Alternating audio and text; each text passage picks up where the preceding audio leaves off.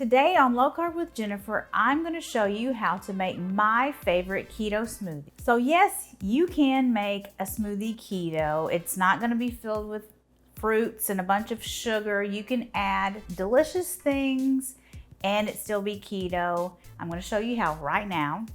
We're going to start with a big handful of spinach, and you can use kale if you want. I like to use spinach in mine. It just gives it some body, makes it really nice and green. So first ingredient, spinach. The next ingredient I like to use is almond butter.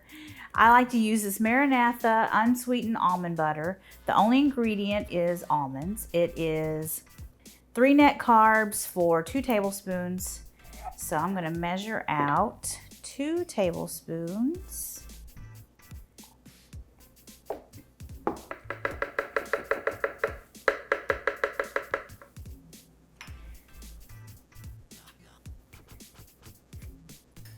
And this just helps emulsify the smoothie, gives it some fat, gives it a little extra calories.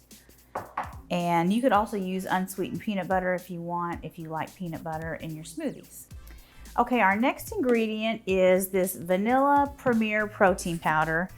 And I use a half a serving. This helps give it the smoothie sweetness. So I'm just gonna do half a scoop. This is per scoop is about 15 grams of protein and 3 net carbs. So there's that. And now I'm gonna add a scoop of this amazing grass green superfood. It's just an antioxidant, some vitamins. It really doesn't have any carbs. I usually do about a half a scoop because it's got green tea in it and I'm sensitive to green tea, but if you want, use a whole scoop. It's whatever you like. And I like to add 1 small serving of fruit just for a little extra sweetness. Today I'm adding 1/3 cup of blueberries. Usually I add a few strawberries, but we just had some frozen blueberries in the freezer just for a little extra sweetness.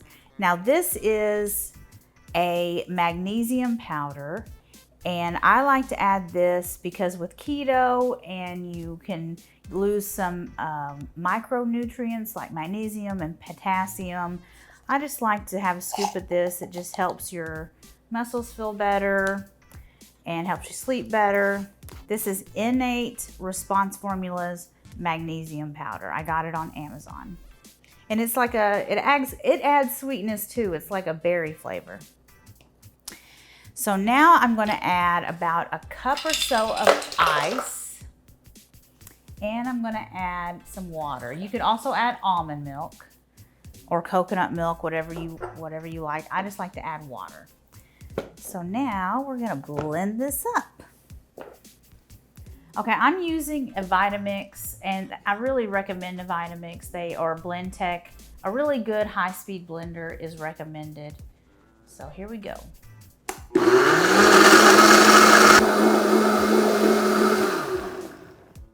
Okay, our smoothie is ready. It's a really semi-nice purple color. If you add strawberries, it'd be kind of a greenish brown color, but it's still delicious. I like to use a glass straw, a wide mouth glass straw. So I want to talk about a few extra things that you can add to your smoothies. I don't add these to my smoothies, but they are something that are good in smoothies.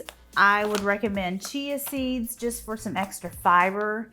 If you're looking to add extra fiber to your smoothies, 2 tablespoons of these are 0 net carbs. So it's just something extra you can add to your smoothies for some extra fiber. You can also add hemp hearts, and these are a really good source of protein. I'm pretty sure they're like 1 or 0 net carbs as well per tablespoon.